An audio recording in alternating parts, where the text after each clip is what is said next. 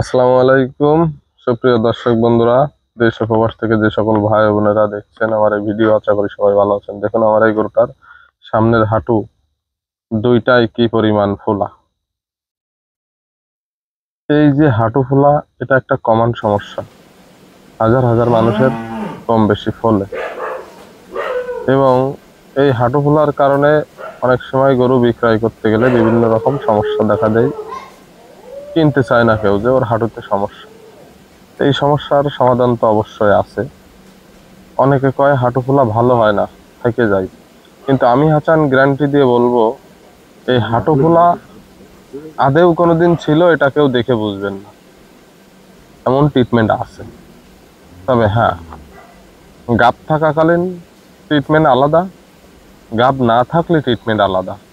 তো যাই হোক, আমি এই গরুটা ক্রয় করেছি শুধুমাত্র আপনাদেরকে দেখানোর জন্য, যে হাঁটু ফোলা গরু যাতে আপনারাও কিছু কম বেশ করে কিনে ঠিক করতে পারেন, বা আপনার গোয়ালে যদি হাঁটু ফোলে সেই ক্ষেত্রে আপনি ভালো বানাইতে পারেন।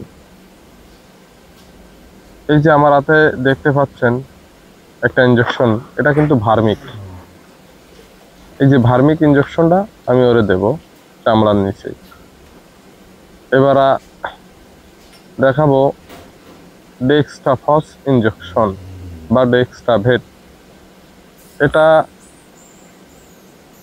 কি বলবো, সর্বরোগের ঔষধ, মাস্টার মাইন্ড। দাম কম হইতে পারে, গাব গরুর কিন্তু দেওয়া যাবে না এই যে ডেক্সট্রাফস বা ডেক্সট্রাভেট, ডেক্সামেথাসোন গ্রুপের কোনো ঔষধ।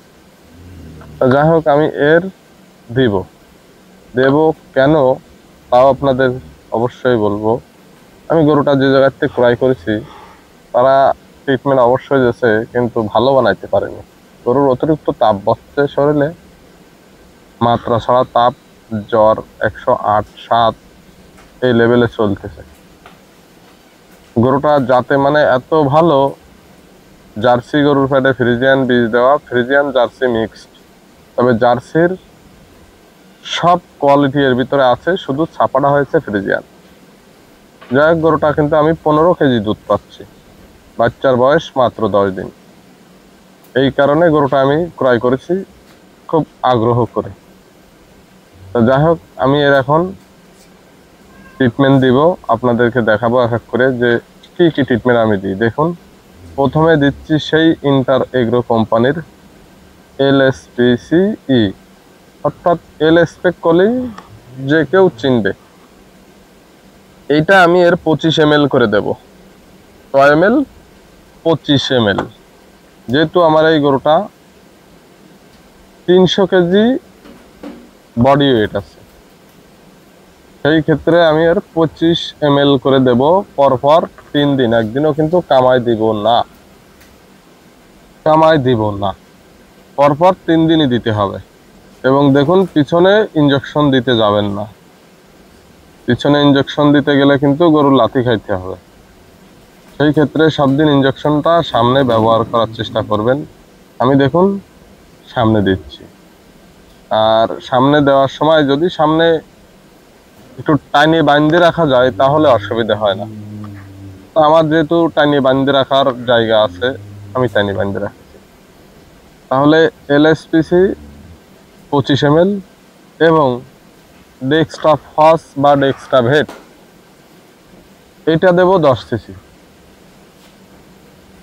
এবং এই ডেক্সট্রাফস বা ডেক্সট্রাভেট এটা দিলে এর সাথে ক্যাটাফস ব্যবহার করবেন আপনারা, তার কারণ এটা দিলে খাওয়ার চাহিদা কিন্তু একদম কমে যায় এবং দুধ 3-4 দিন হয় না। তো এই গরুটা আমার দুধের থেকে গরুটা সুস্থ করা একান্ত প্রয়োজন।